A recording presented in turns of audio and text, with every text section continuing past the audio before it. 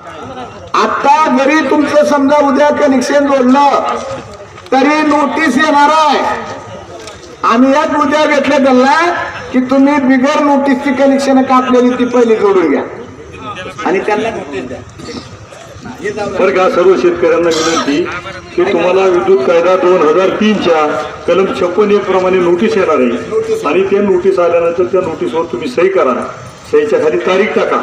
कारण विद्युत कायदा 2003च्या कलमामध्ये तुम्हाला 15 दिवसाचं लिमिटेशन आहे. 15 दिवसाच्या आत तुम्ही उत्तर दिलं पाहिजे. तर ती नोटीस तुम्ही घेऊन वस्तादकडे या. वस्ताद तुम्हाला नोटीस उत्तरवर एक सही घेतात तुमच्याकडून.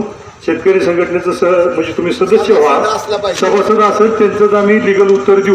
अन्यथा कुणाचं लिगल उत्तर आम्ही देणार नाही. आधी स्पष्ट बोलायला. बरं काय होतं, तुम्ही काम एकाकडनं करायचं आणि सदस्य नाही व्हायचं असं व्हायला नाही पाहिजे. आपला मुद्दा हा आहे की शेतीमालाच्या उत्पादन खर्चात सरकार वीज बिल धरत नाही. जोपर्यंत सरकार उत्पादन खर्चात वीज बिल धरत नाही तोपर्यंत आपण भरत नाही. त्याचबरोबर 27/5/2005चा शासन निर्णय शेतकऱ्याच्या बाजूचा आहे. त्याचबरोबर 11/10/2012चा शासन निर्णय आपल्या बाजूचा आहे.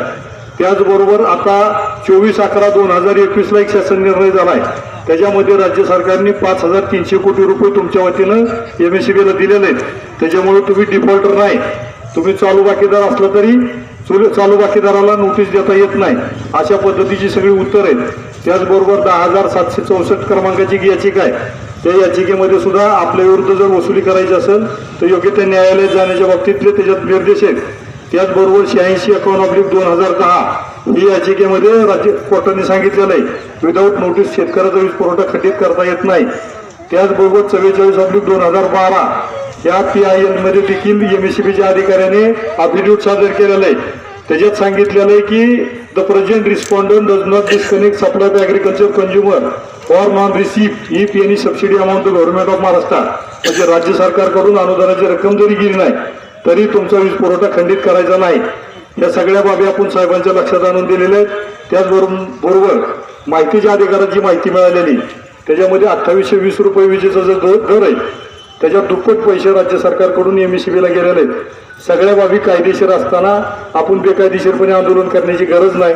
फक्त तुम्ही आलेल्या नोटिसा घेऊन वस्तादकडे यायचं आणि संबंधित शेतकरी संघटनेच्या कार्यकर्त्यांबरोबर संपर्क साधा. शेतकरी संघटनेचं सदस्य व्हा तर आम्ही तुमची उत्तरं देऊ. आणखीन काय कोणाच्या शंका असतील तर विचारा.